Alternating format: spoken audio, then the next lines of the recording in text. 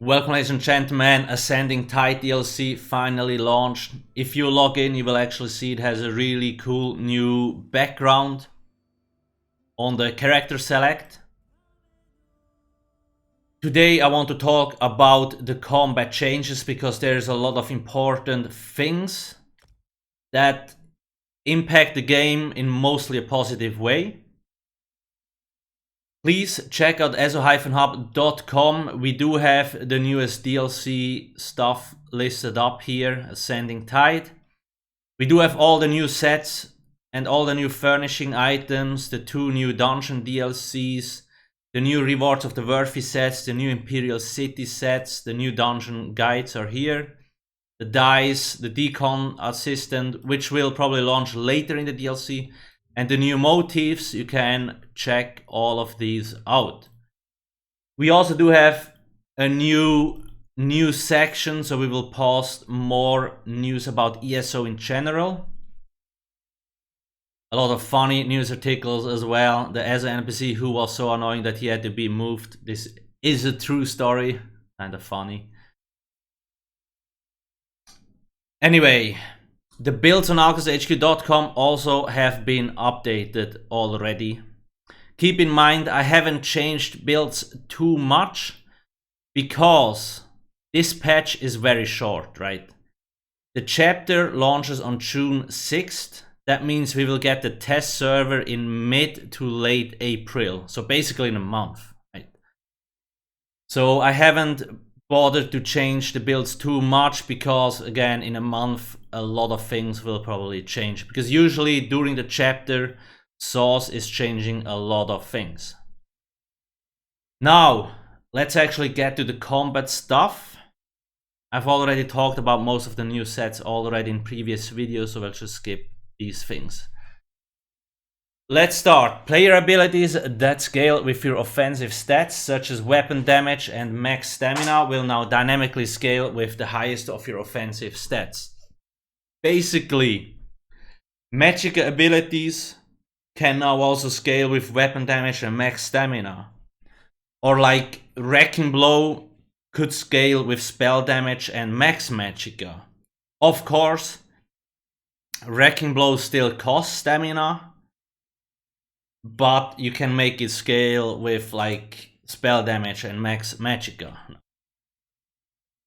That actually has a pretty big impact, because most builds might start to use, maybe like a stamina build might start to use 1 or 2 magic abilities, because they will deal the same amount of damage, but it will just use up your less important resource.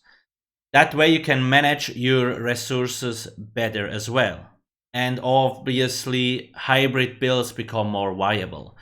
So this is a pretty big change, very important change. Now, it isn't perfect yet.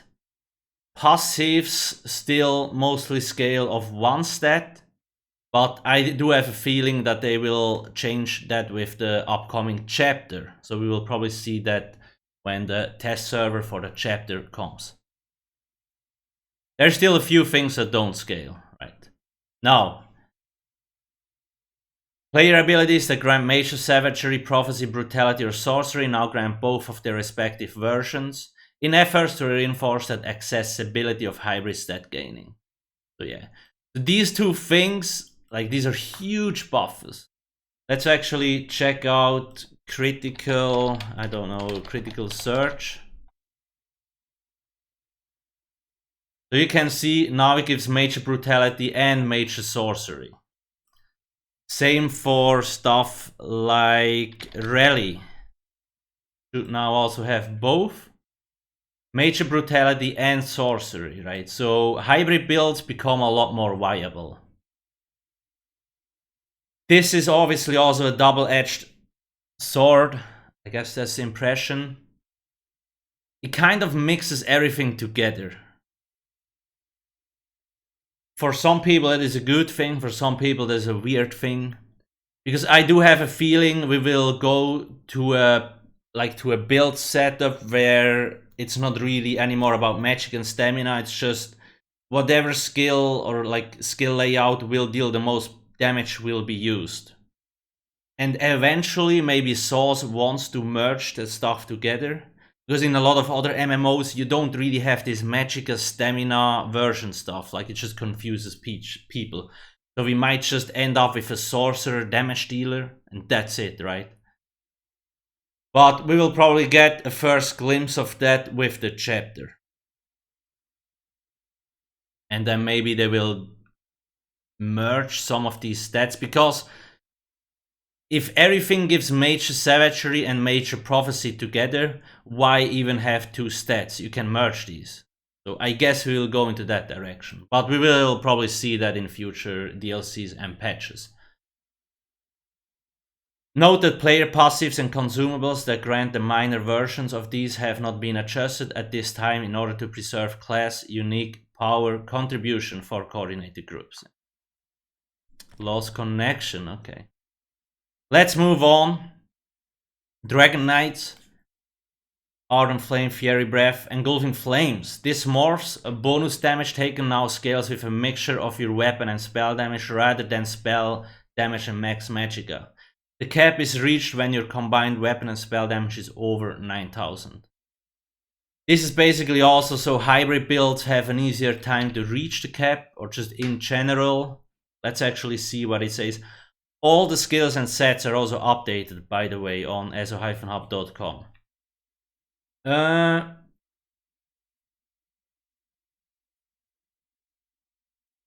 Yeah, okay. Attacks based on your weapon and spell damage with a maximum of 10% bonus damage taken.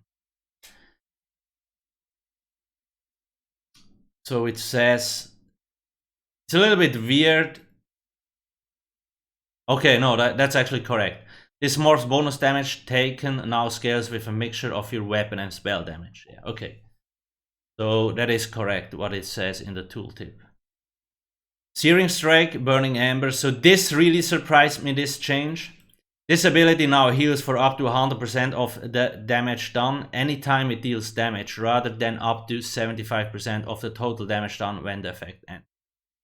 Like, this makes Dragon Knights so much stronger. For example, the solo Dragon Knight build that I have on the website here. That's such a huge buff, it's kind of insane.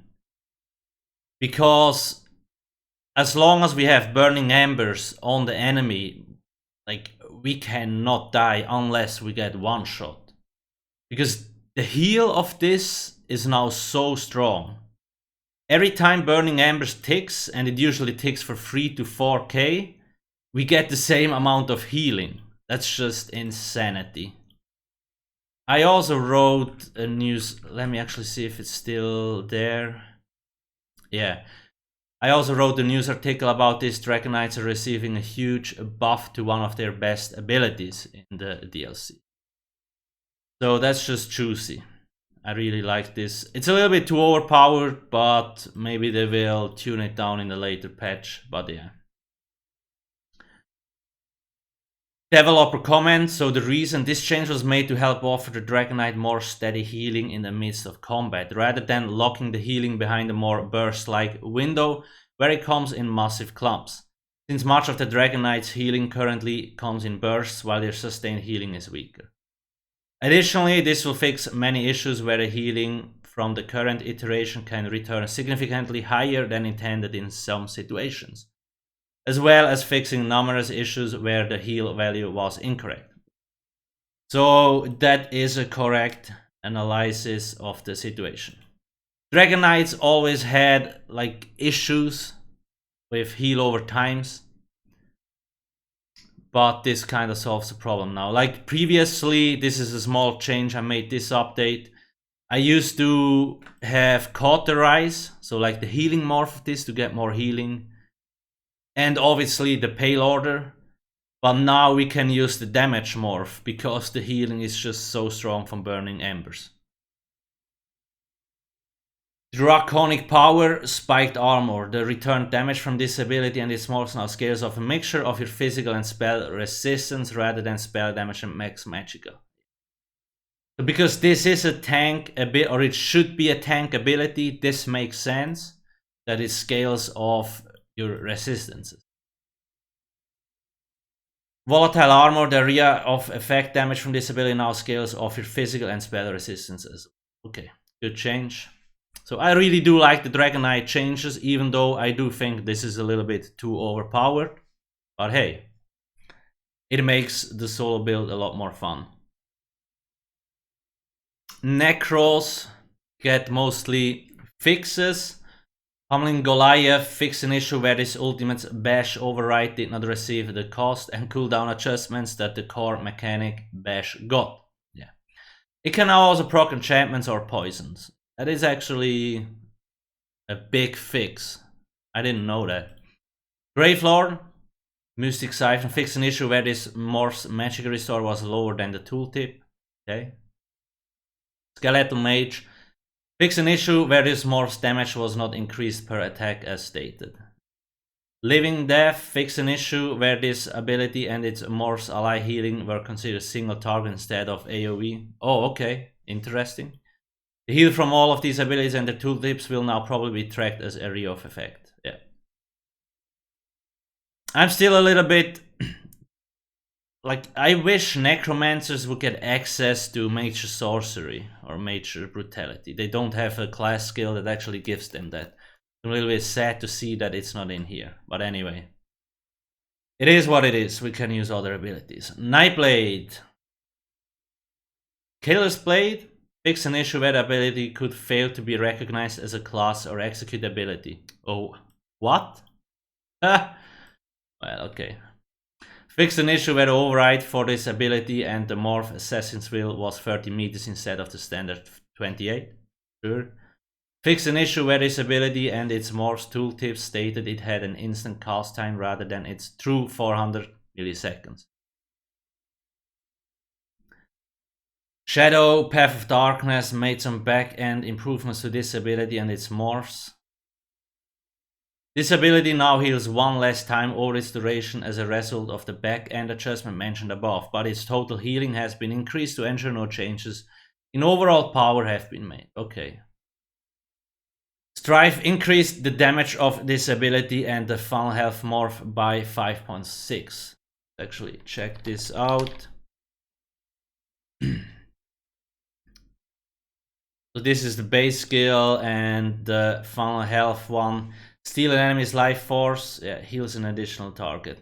I usually do use Swallow Soul on most builds because it just deals a lot more damage and it also has a powerful heal.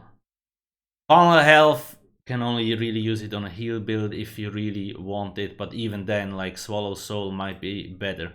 But you obviously also heal an additional target on funnel health. I guess they buffed this so players would consider using it a little bit more, but I don't think it is actually enough. Zorks. Crystal Shard, Crystal Weapon. This ability will now replace Imbue Weapon or its morphs after casting to help reduce the amount of burst potential. So basically, people were abusing the Suchik ability. Let me... Suchik... skill line. Where is it? They basically used Crushing Weapon in combination with the Crystal Weapon from Sorcerers, right? You could charge them both up and then hit the target and the light attack or the heavy attack, and both of these procs would go off at the same time and basically one-shot enemies. So that's not possible anymore. I'm surprised that this has been in the game, like, this has been in the game for almost a year, or actually a year, and it just now gets fixed. That's like way too late. Then Daedric Minds get fixed an issue where this ability and its morph scaling coefficiently did not match the expected ratio of one weapon or spell damage to 10-5. Interesting. This will result in it scaling less effectively with weapon or spell damage, but more effectively with max magic or stamina. That is actually good, because especially max orcs usually have a lot of max magicka, so it might deal more damage. Then Encase, Shattering Prison, fix an issue where this ability's damage was not considered area of effect. like, I'm always a little bit confused when they write in many cases. So sometimes it was, sometimes it wasn't. A little bit confused. Anyway, bound armor. Bound armaments fix an issue where this ability was not being considered direct damage in some cases.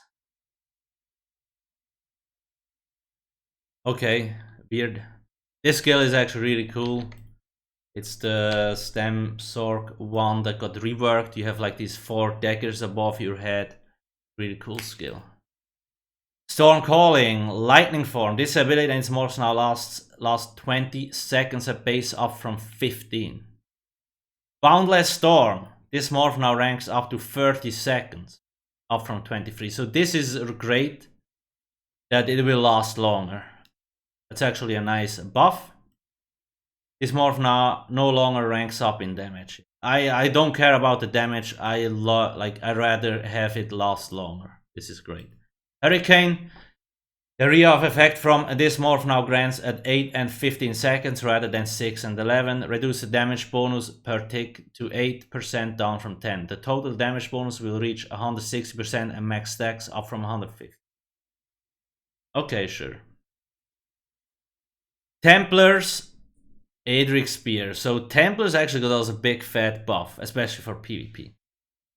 Burning Light, this passive now only deals magic damage rather than magic or physical, but continues to scale off your highest stats. Like, I mean, it's good, but it deals magic damage, but it also deals more damage now, even if you're on a stamina build. Why not just merge it? I don't understand, but whatever. Focus Charge. Explosive Charge, fix an issue where the damage from this ability could not be dodged, similar to Stampede or Brutal Bounce. Sure. Biting Jabs. This morph now grants Major Brutality and Sorcery for 10 seconds after casting, rather than Savagery, as Sunfire already grants Savagery or Prophecy. Okay, that's actually cool.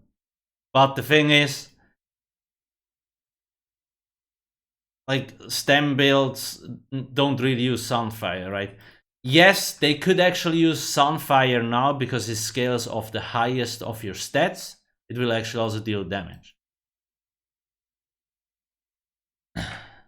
But yeah, I don't mind this change. It's fine. Spear Shards increase the range. 28, so small buff. Reduce the radius of the abilities to 6 meters from 8. Small nerf. I don't know, I would rather have the AoE radius rather than a longer range, but hey. Radiant Ward, increase the shield scaling per enemy's hit to 20 at rank, up from 9. That is actually an insane buff. Not a lot of people use this, but like the tank build I have on Alcast HQ, I have a big fat shield with my setup, right? And now my shield has even become bigger because of this buff. That's cool. Eclipse, Living Dark. Reduce the snare potency to 40 from 60. I'm fine with that. Like 60% is just insane. And then there's more fixes for it, whatever. Where is the... Wait a minute. Wait a minute. Did they forget? Or did they actually not add this?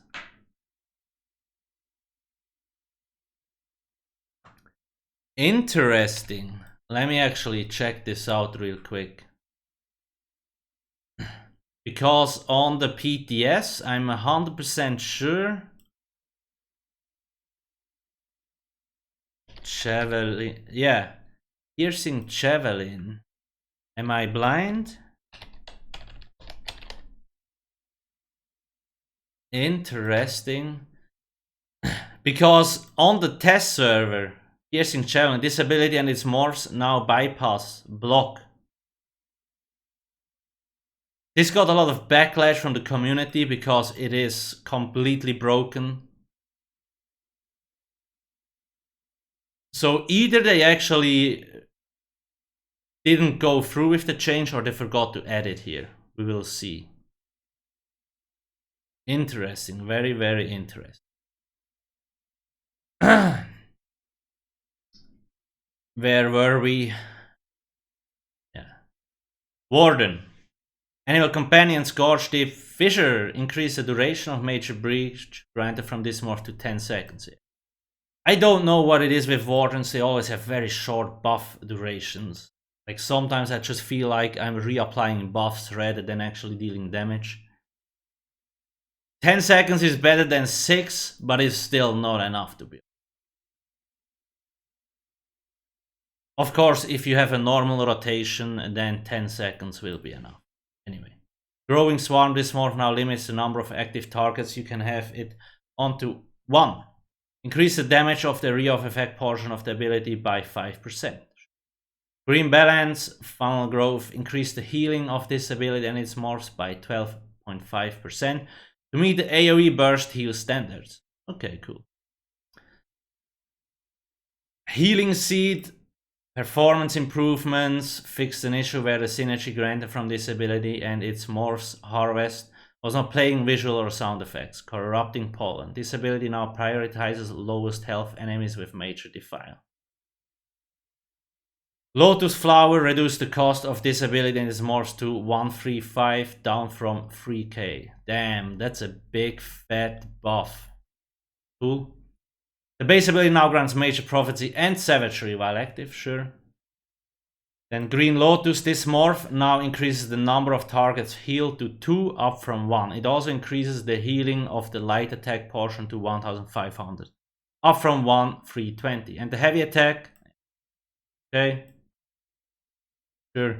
Lotus Blossom, this morph now increases the duration of the effects to 60 at rank up from 20. Like, these buffs are insane. They cut cost in half, like actually even more, and 60 seconds up from 20.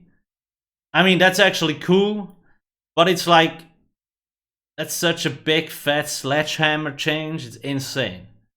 But anyway, Nature's Grasp reduced the healing from this ability and the Nature's Embrace morph by 10%. Bursting Vines reduced the healing from this morph by 25%.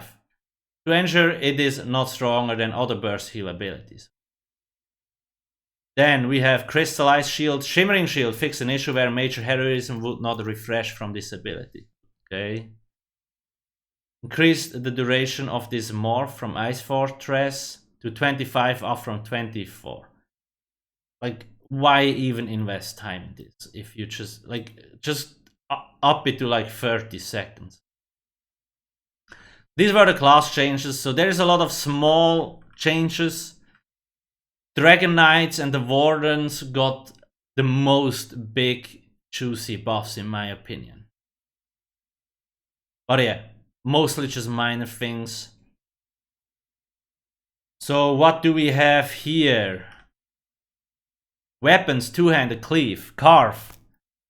This morph no longer increases in damage per stack, but instead increases in duration per stack. Each cast increases the maximum duration by 10 seconds, with a maximum duration of 30 seconds when a free. That is a big change. Increase the base damage per tick by 66%. This will result in less overall DPS from the ability when at 3 stacks. So this is done so people can spam it less. Let's actually read the dev comment.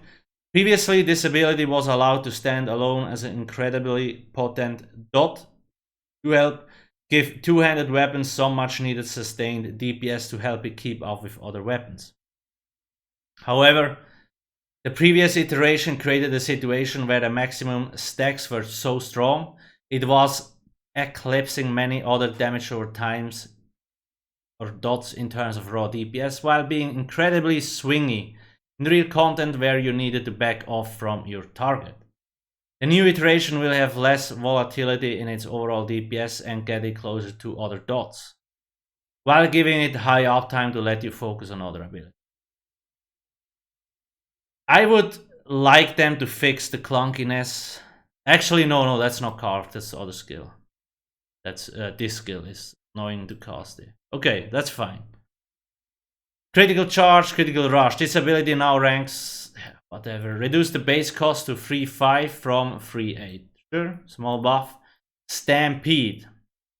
Reduce the initial hit of this ability by 20%. Increase the base cost to 460 or 4,590 up from 3,780. Damn, that's a big fat nerf. Holy shit. Increase the duration of this residual area to 15 seconds up from 10. Increase the damage per tick of the damage over time by approximately 3%. I'm just starting to blabbering. Yeah, I confused this one with this one. Stampede used to get spammed because it was so strong with the Maelstrom weapon.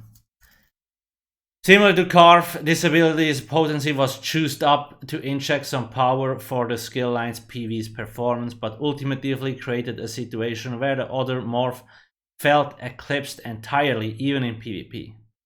Stampede now focuses its damage less on an upfront burst and instead on more sustained damage for targets sitting in the area. Overall, this will reduce the DPS of the skill as well, while letting it have slightly longer duration to the effect, so you can focus on other actions instead. Momentum. This ability and its morphs now also grant Major Sorcery for the duration. Cool.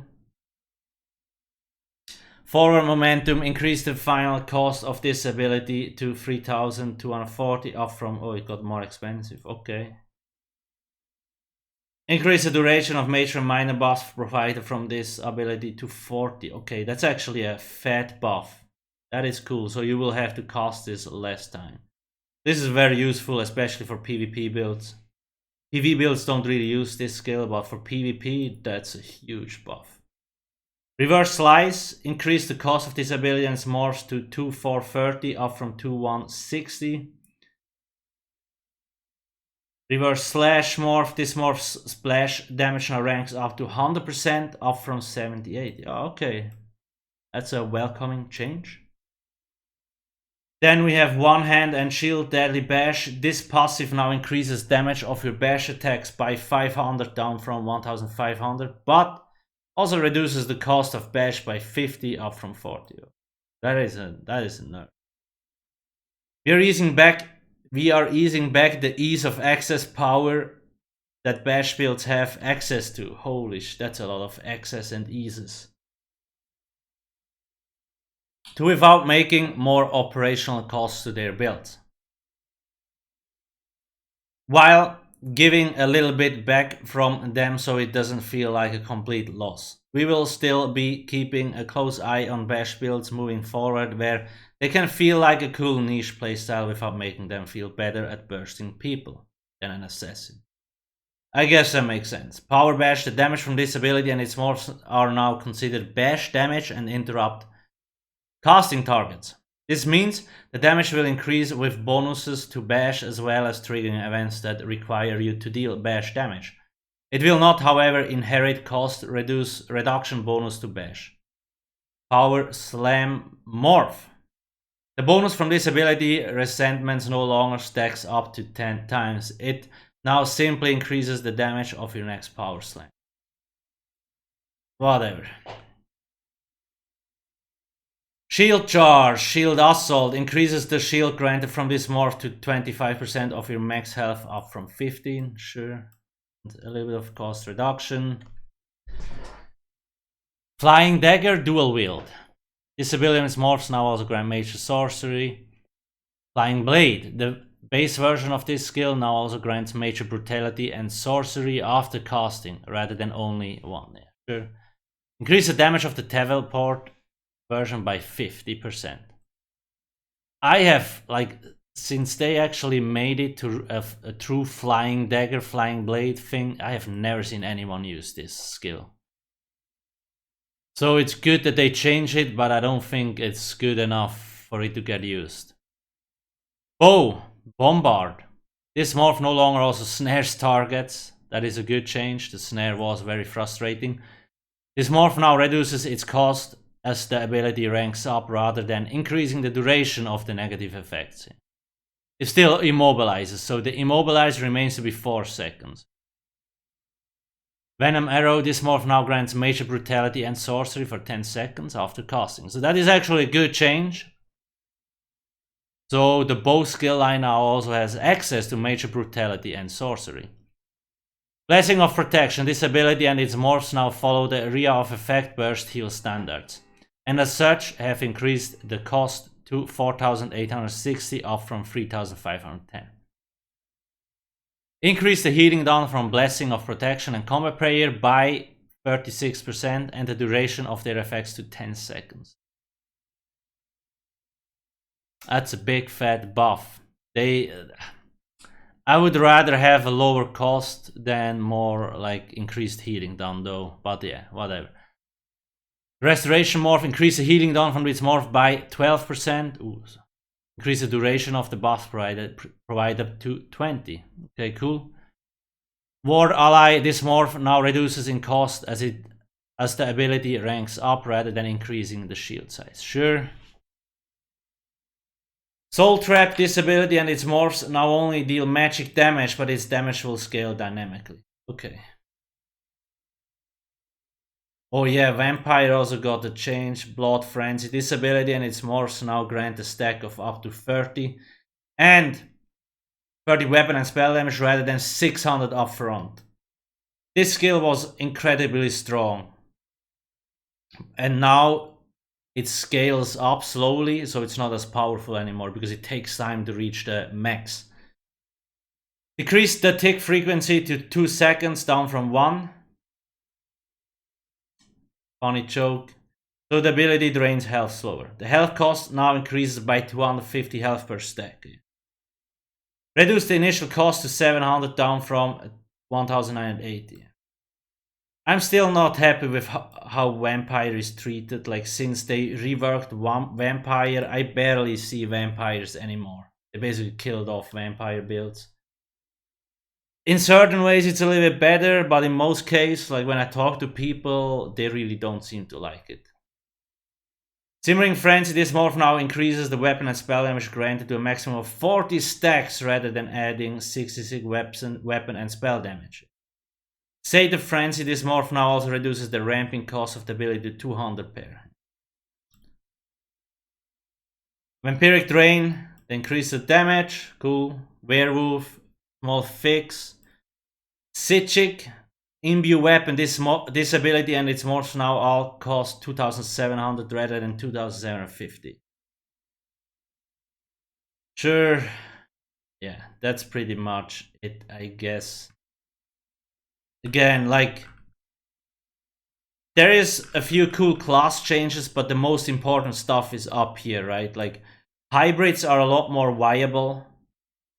And if you're playing a two-hander stamina build, you could actually use Magicka-based abilities, because they also scale off stamina now, so everything gets more mixed together.